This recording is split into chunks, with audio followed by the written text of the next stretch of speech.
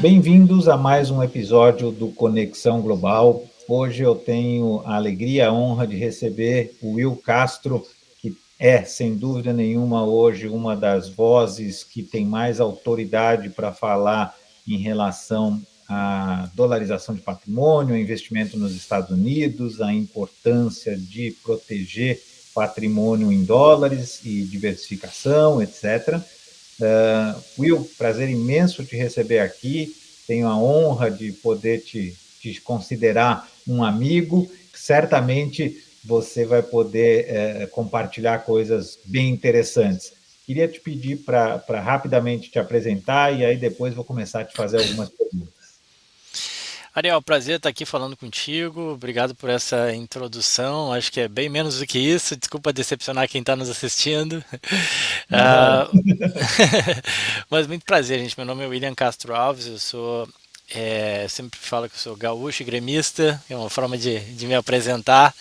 Eu sou economista formado pela Universidade Federal do Rio Grande do Sul, né? Em termos de atividade profissional, tive uma passagem aí em algumas instituições financeiras no Brasil, corretor em Porto Alegre, fui sócio e analista-chefe na XP, porta-voz lá também.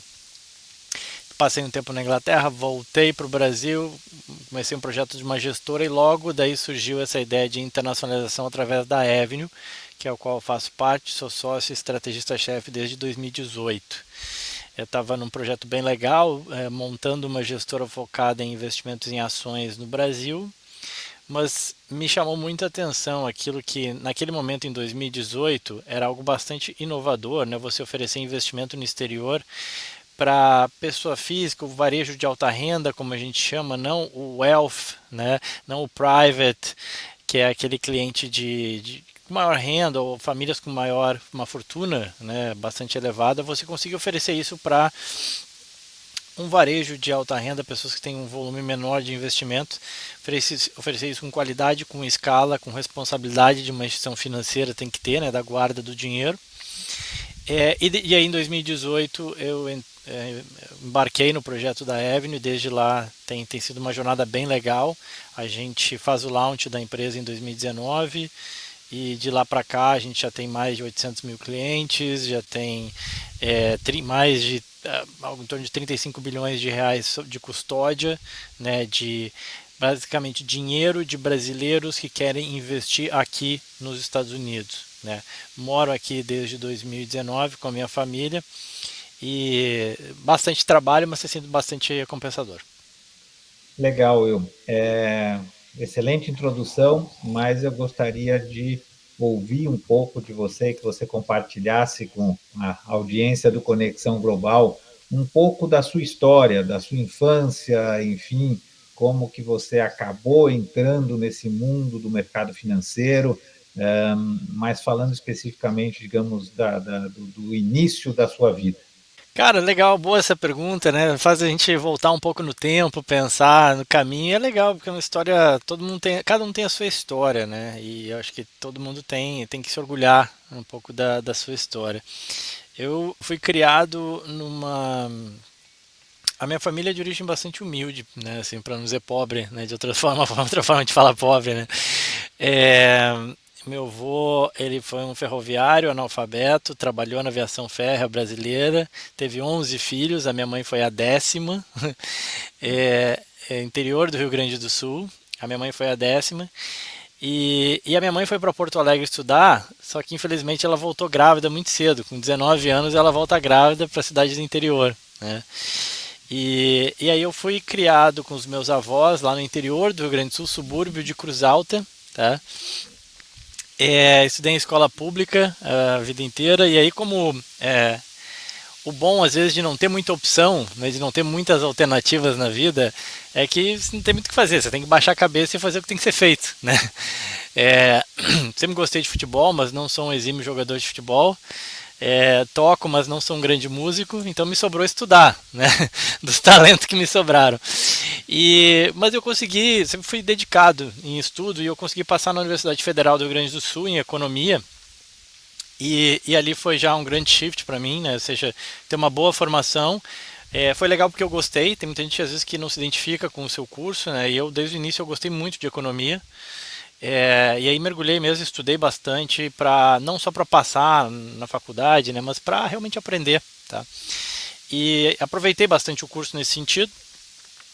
É, e logo desde o início, né, dentro dessa ideia de, poxa, você não tem muita alternativa, você precisa fazer alguma coisa, eu precisava trabalhar desde o início, né? Então, desde o início eu procurei estágio, eu fui atrás, e eu acredito muito em Deus, e seja da minha origem, aprendi muito isso em casa, e que Deus recompensa a gente, Deus, né, você faz a tua parte, Deus faz a dele, basicamente é isso, né? Legal, Will. Vamos falar um pouquinho então dessas diferenças e dessa relação Brasil-Estados Unidos ou até Brasil-mundo, né? Quando a gente sai do Brasil, a gente realmente abre um mundo de oportunidades e um mundo, digamos, de cenários para a gente. Por que que o Brasil é tão fechado, Will?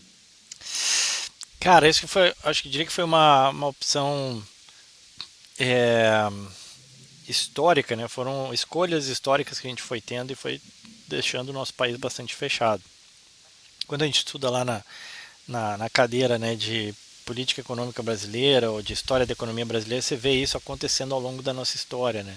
Desde Getúlio Vargas, que, né, com aquela ideia de você ter indústrias nacionais que produziriam tudo dentro do Brasil, e a ideia de autossuficiência, né?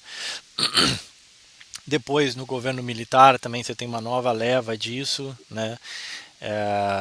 Num cenário onde você tinha receio geopolítico, de influência de outro sistema socialista, então você optou por se fechar e produzir tudo internamente, desenvolver Eletrobras, Petrobras, Telebrás, tudo Brás, né?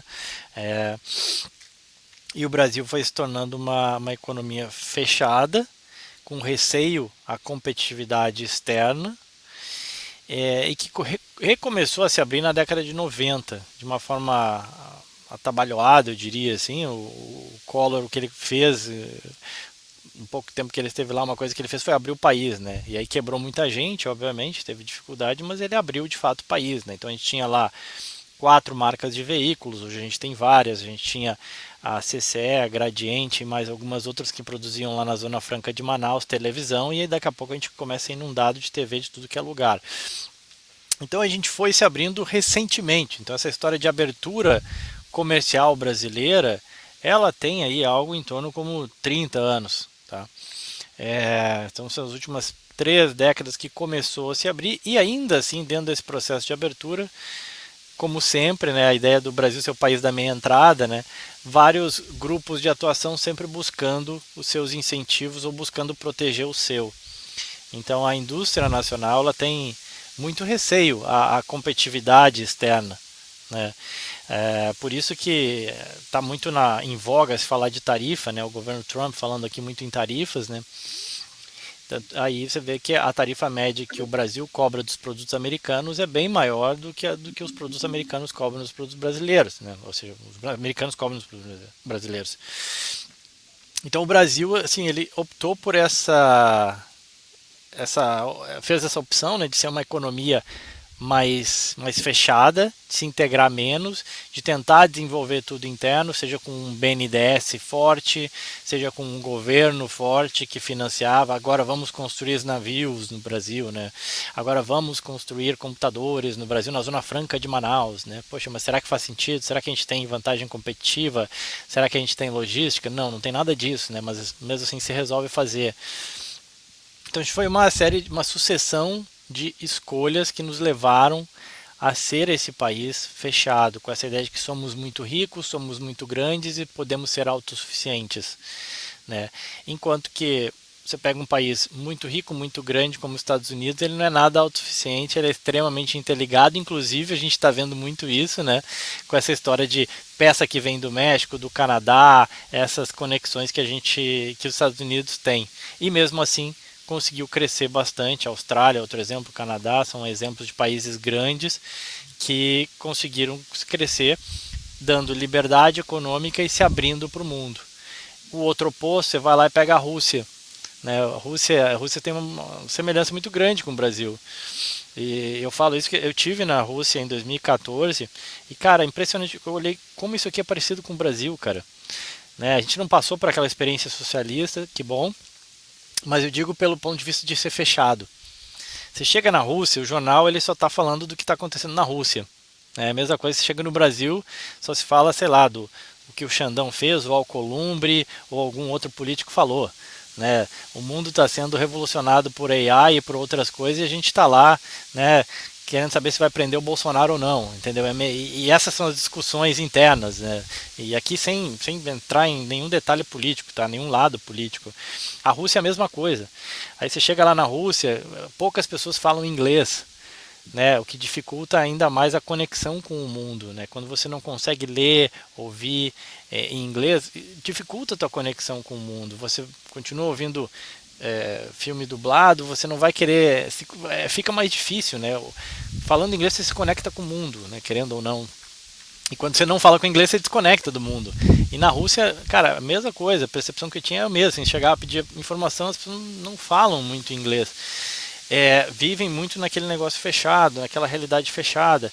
Então, é impressionante como tem essas semelhanças e isso não é o responsável por um certo atraso brasileiro, mas ajudou, com certeza contribuiu, tá? Excelente, Will, que aula. Falando um pouco aí de geopolítica, né? Como você está vendo, a gente ainda, claro, não tem clareza absoluta, né? Mas como você está vendo as primeiras semanas do governo Trump as consequências disso para o mundo todo, e aí, claro, dando uma ênfase especialmente, digamos, a nós brasileiros, mesmo que morando aqui nos Estados Unidos. Exato, o Trump ele chega para dar uma chacoalhada em tudo, né? Assim, ele realmente ele mexe bastante. Mas a meu ver, qual que é o racional dele, assim, né? O que ele está por trás? Você tem um grande problema hoje na economia americana que é um déficit fiscal muito grande, né? O governo americano gasta muito mais do que arrecada. E como é que você vai equacionando isso, né? Você tem que gastar menos em diferentes vertentes. Em algumas é mais difícil de você cortar, mas em outras você consegue. Naquilo que toca o resto do mundo, o gasto militar americano ele é muito grande. Então, uma forma de você reduzir esse déficit fiscal é gastar menos militarmente. Só que para você fazer isso, você tem que eventualmente romper com certos acordos. O acordo com alguns aliados, por exemplo. Né? Então, essa posição mais dura do Trump com a Europa visa um pouco isso também. Olha, eu tenho gasto muito com a defesa de vocês, com a proteção de vocês. Eu tenho enviado dinheiro para a Ucrânia para proteger de eventualmente alguma guerra com Rússia e tudo mais. E outras também, né? A OTAN é um exemplo, enfim. E eu vou gastar menos. E a segurança de vocês agora fica por conta de vocês. Vocês se virem aí. Né? Obviamente que isso gera uma insatisfação grande, incomoda o europeu. Né? Da mesma forma, quando ele vai lá e negocia com o Putin, né, para tentar acabar com essa guerra entre Rússia e Ucrânia, também é um pouco nesse sentido, de visar, cara, eu vou gastar um pouco menos e eu tenho que ir lá falar com um cara que, querendo ou não, no final do dia vai resolver, porque se ele resolver parar, né, de brigar com a Ucrânia, a guerra encerra. Então, em vez de tentar ficar isso, né, em organismos multilaterais, vai lá e conversa direto. Então, essa geopolítica tem um pouco a ver com isso, nessa questão dos gastos militares, na mesma coisa com Israel, enfim, é tentar dar uma solução para esse negócio e aí ajudar os Estados Unidos a gastar menos militarmente. E na questão das tarifas também, né?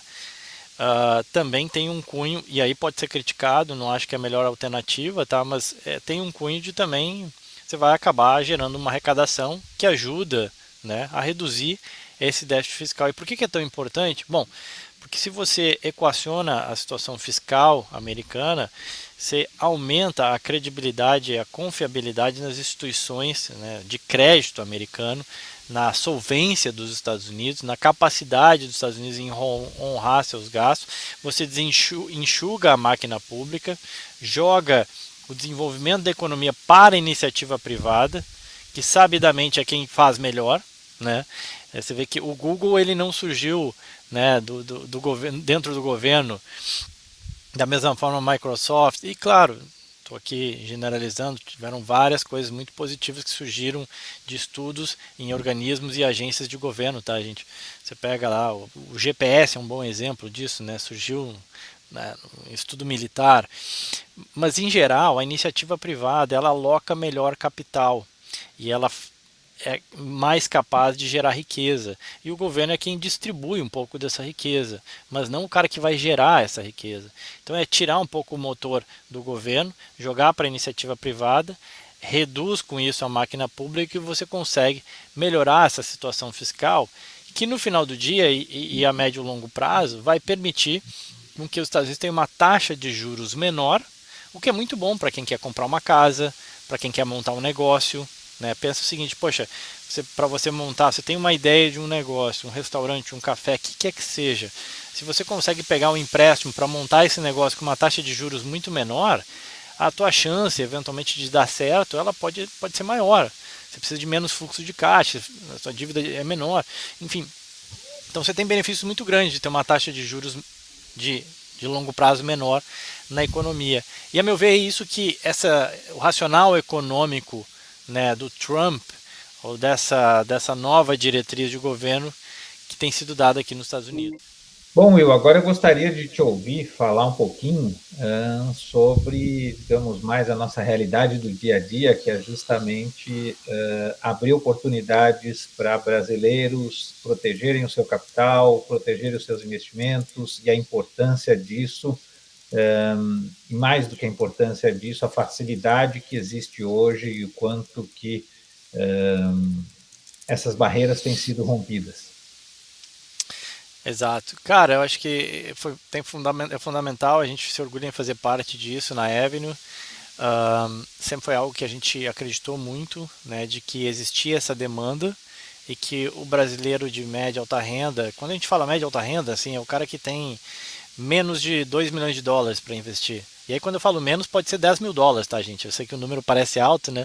Mas é que eu falo 2 milhões de dólares quando você fala você já consegue ter veículos de acesso que sempre estiveram aí, né? Ou seja, você sempre pôde abrir uma conta num banco americano, mandar dinheiro para cá e fazer seus investimentos e ser assessorado por bancos americanos, especialmente se você tem uma quantia, um valor, né, robusto. Né? Bancos brasileiros também fazem isso, mas daí para baixo sempre foi mais difícil. Né? Você ter 500 mil dólares, 600 mil dólares, 100 mil dólares, era difícil você conseguir fazer isso.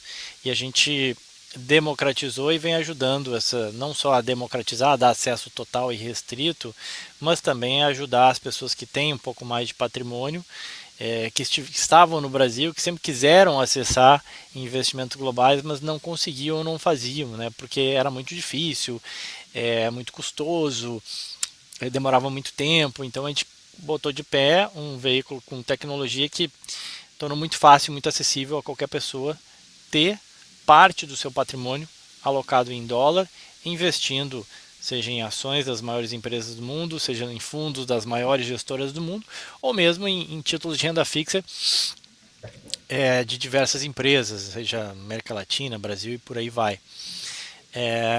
E deu para ver que a tese estava certa, ou seja, não é que não existia demanda.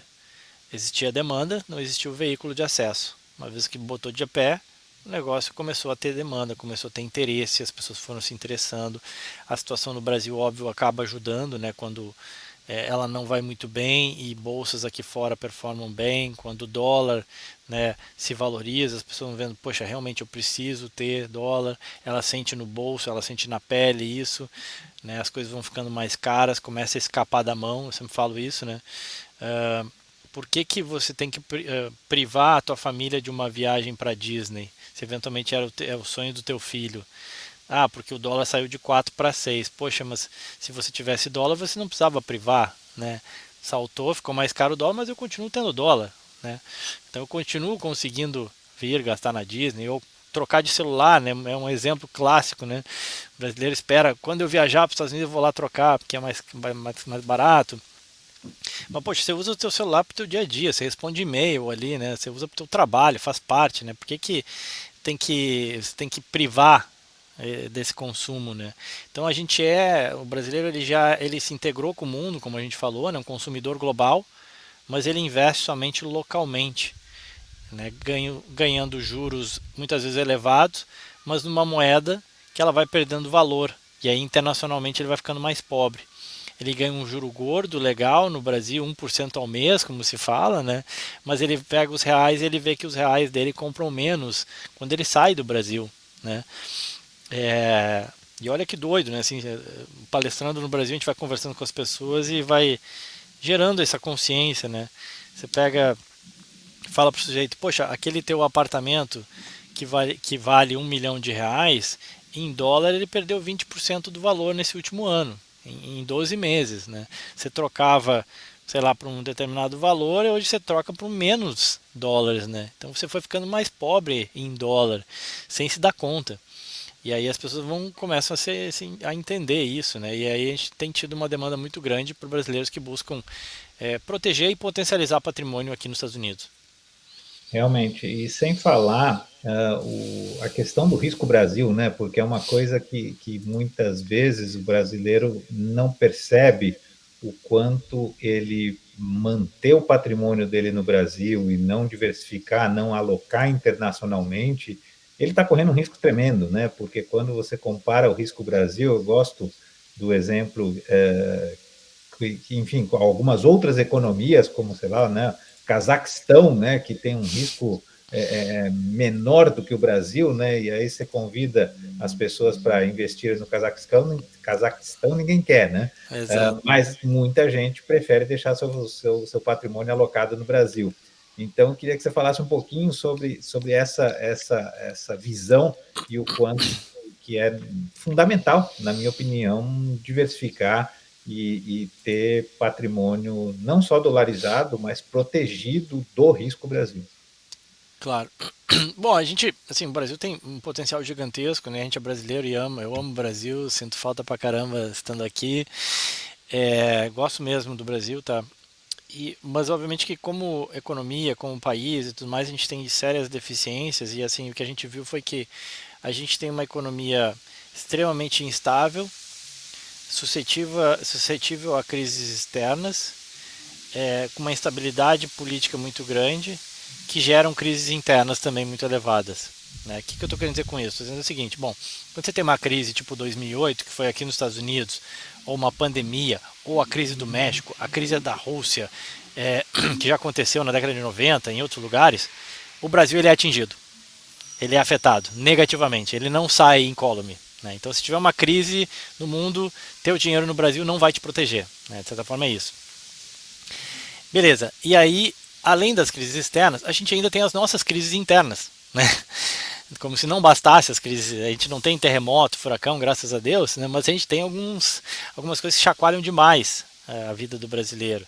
Então você pega, né, na nossa jovem democracia, a gente já passou por 2 impeachments, né?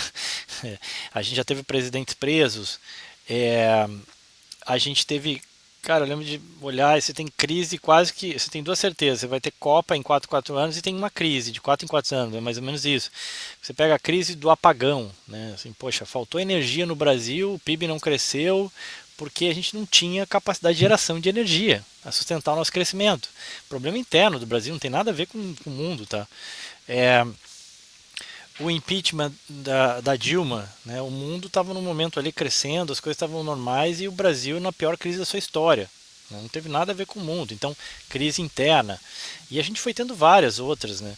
Não só crises de cunho político, mas, que nem eu falei, o apagão, o Zé Trovão, que vai para os caminhoneiros e para o Brasil, né? É meio doido falar isso.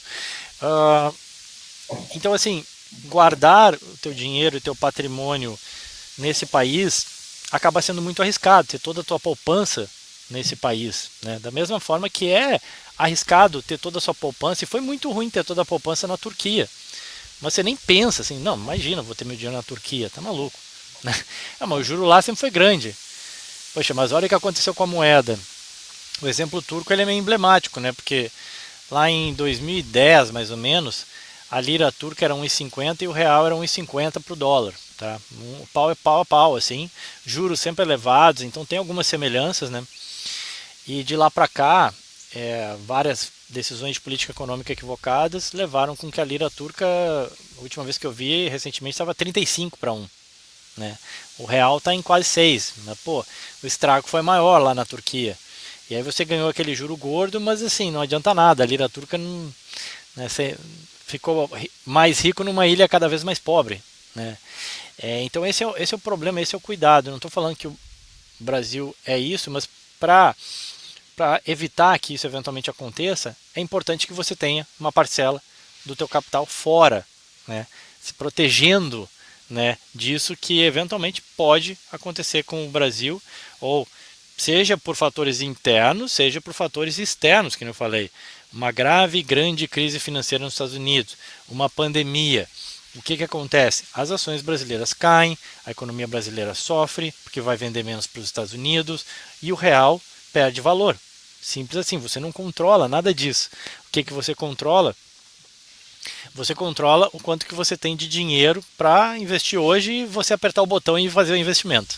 Bom, Will, já passando aqui já para os nossos últimos momentos, eu queria te ouvir falar um pouco sobre, digamos, as recomendações que você dá enquanto brasileiro que saiu do Brasil e ganhou o mundo, enquanto brasileiro que investe globalmente, o que você daria, sei lá, para um sobrinho seu, alguém muito próximo de você, porque eu sei que, claro, é o mesmo conselho que você daria para qualquer pessoa, mas um pouco das suas recomendações ou até uma recomendação que você daria para os seus filhos se estivessem te assistindo e pudessem, digamos, absorver essas suas recomendações. Claro. Cara, excelente pergunta, né? Nos faz pensar. Eu sempre brinco que se conselho fosse bom, a gente não dava, a gente vendia, né? Mas eventualmente quem está nos escutando pode aprender um pouco com as experiências. Acho que a gente aprende muito com experiências. E o que eu diria, assim, sob o ponto de, primeiro da questão de internacionalizar, né, e ter essa experiência fora. Eu realmente acho que todo mundo deveria buscar ter, tá? E não é porque o Brasil é ruim, não tem nada a ver, pelo contrário, o Brasil é excelente, cara. Mas é fundamental que você venha para cá e experimente para você ver que eventualmente, cara, não, isso aqui não serve para mim. Esse negócio dos Estados Unidos não é para mim. Esse negócio de Inglaterra, de Alemanha, sei lá, não é para mim. Eu gosto do Brasil, vou ficar no Brasil. Mas você teve a experiência, consegue tomar essa decisão tendo tido essa experiência, né? Tem um amigo meu que fala, não, pô, o Will tá muito bem, mora em Miami, não sei o que, é meu sonho, ele brinca, né? Eu falo, Conrad, você não duraria um mês aqui. E o cara é flamenguista, gosta de pagode, né? E, e come arroz e feijão todo dia. Eu falei, cara, putz, não tem nada disso aqui, tá? Então, assim, eventualmente arroz e feijão se dá um jeito, mas pagode é mais difícil, e Flamengo até dá pra ouvir, né? Mas é muito diferente, a cultura. Eu falo assim, você fala como se fosse muito, você ia morar aqui, você ia gostar, mas não sei, não é bem assim. E é isso que eu digo Não é pra para muita todo gente. mundo, né? Exato, não é pra muita gente. Eu morei na Irlanda, um país excelente, uma das melhores qualidades de vida do mundo atualmente. Tudo funciona, muito bacana. Um clima muito ruim, assim, clima mesmo, né? Chove, frio e tal. Tem um amigo que mora lá, que gosta, tem gente que gosta, né? E ficou por lá e prefere. Mas também tem coisas que aqui fora não são tão legais, tão boas quanto o Brasil. Então o que eu digo é assim, para qualquer pessoa que só você tendo essa experiência para ver se isso te satisfaz ou se você consegue conviver com isso, saudade da família, saudade de amigos, saudade de lugares, que eventualmente isso vai bater mais forte, né? Então não é esse mar cor-de-rosa, mas é fundamental se abrir para essas outras experiências, né? Para ter a tua própria opinião. Sobre o ponto de vista internacional e de investimentos, né? Aí eu diria que assim, eu tenho total convicção de que vai ser uma experiência muito boa para você a médio e longo prazo. Por quê? Porque o mercado brasileiro é muito restrito, ele é muito limitado. O Brasil ele representa 2% do PIB global, o mercado financeiro somando renda fixa e renda variável, não sei se chega a isso. Então você tem outros 98% de um mercado de alternativas de possibilidades fora do Brasil, que com uma capacidade de diversificação de investimentos descorrelacionados. Então, quando aconteceu, por exemplo, o Wesley Day, que a Bolsa Brasileira despencou, o dólar saltou, um negócio totalmente relacionado ao Brasil, McDonald's continuou vendendo McDonald's, a Coca-Cola continuou pagando o dividendo dela, que ela paga há décadas. E se você tem isso na sua carteira, e isso não é uma recomendação desses papéis, é só um exemplo, se você tem isso na sua carteira, a tua carteira que tem a parte lá de Petro, Vale e Banco do Brasil, que eventualmente sofre com alguma coisa que acontece no Brasil, beleza, está sofrendo, mas você acredita, tem um potencial, você vê valor, tudo bem. Tem uma outra parcela aqui que ela não tem nada a ver com o Brasil e ela te gera esse benefício dessa diversificação, né, geográfica. Acontece alguma coisa relacionada a risco Brasil, você ter o teu dinheiro em dólar, uma moeda forte, que é aceito no mundo inteiro, né, diga-se passagem. Se você eventualmente esqueceu de trocar, mas você está com 10 dólares na carteira, cara, meu amigo, você chega onde quer que você chegue, você tem certeza que você vai conseguir comprar coisa. Real não é assim, né? As outras moedas não é assim não. Agora com dólar, aonde quer que você, talvez o spread vai ser alto, mas aonde quer que você esteja, você vai conseguir trocar. Então isso tem valor, tá? Então eu diria que sob o ponto de vista de investimentos no exterior, fundamental que o brasileiro tenha essa proteção e eu tenho certeza que ele vai perceber o benefício disso a médio e longo prazo. Seja pelo fato da moeda forte, seja pelo fato também de que do retorno. A gente fala muito em proteção, proteção, proteção, mas quem investiu nos Estados Unidos nos últimos anos em imóveis, ações, até em renda fixa, cara, que paga menos, é uma taxa menor, mas você tem o compounding disso, né, de você ter um jurinho, o dólar, os teus dólares estarem trabalhando para você e o dólar ter se valorizado frente ao real também. Então, assim, o retorno disso a médio e longo prazo foi muito poderoso. E, a meu ver, olhando à frente, não tem por que isso diminuir, né?